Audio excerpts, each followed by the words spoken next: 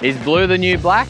This one here, you can't order it in a ZR2 here in Australia, but it doesn't matter what color ZR2 you've got, we'll get you sorted. I'm Dean Bliesner, the co-founder of Big Dog Builds, with well over 500 trucks through the workshop now. We are the most awarded American truck company in Australia. The 1500s definitely have a place, and this one here is how you want to get your one dialed up for the perfect weekend away and a comfortable, tough-looking daily.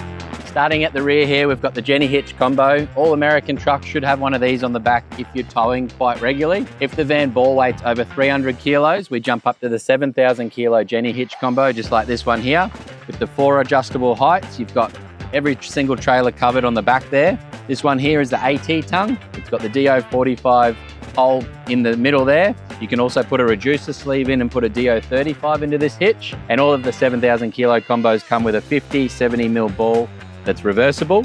So you can run both the AT tongue, the 50, 70 mil ball in any of these hitch combinations. And you can also flip the hitch over as well. And that one there, definitely worth their weight in gold. And make sure you lock in your prized possession. The Jenny Hitch locks are definitely one to put on every single outlet between the vehicle to the hitch itself, as well as the receiver. So that one there, little shim kit that we do standard as well with all of these. That'll take that little bit of slop out of it. These torsion setups definitely make towing the van a breeze.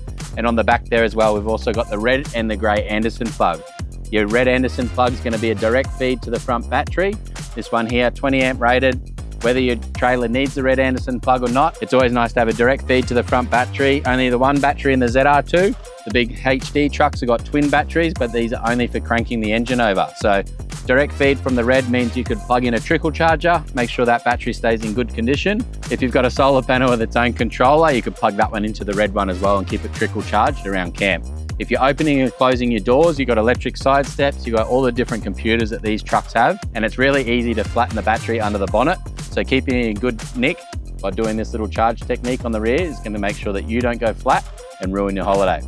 The grey one there, 50 amp rated, and this is usually for DC-DCs in a caravan. So 50 amp rated, only charging while the vehicle's running, and it's going to allow that the trailer batteries stay in good condition as well.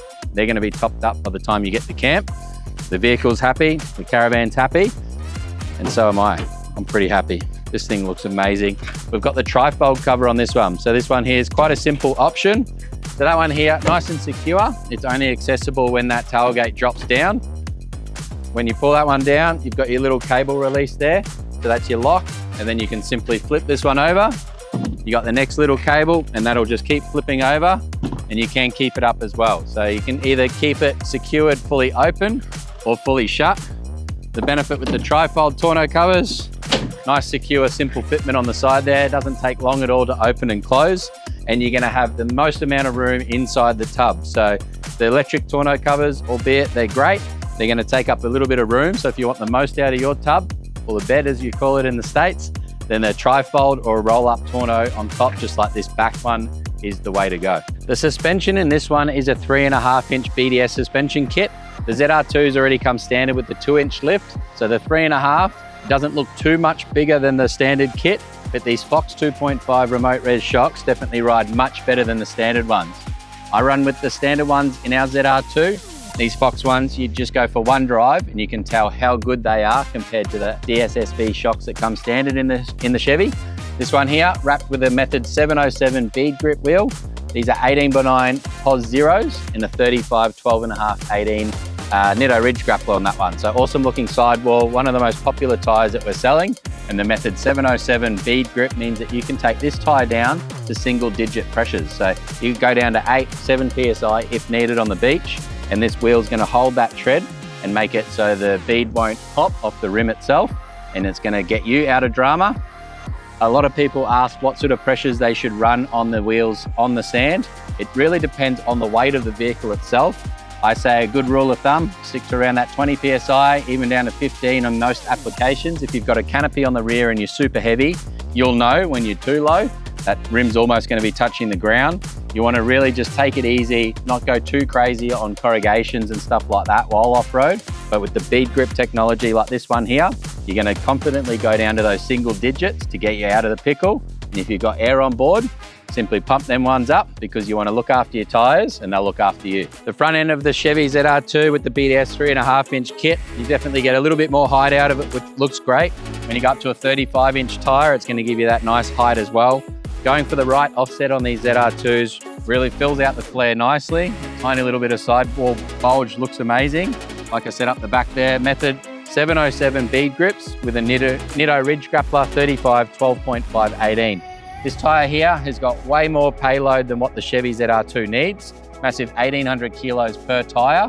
But with the adjustability of the BDS shocks here now, you're gonna have one of the best rides for the ZR2 possible.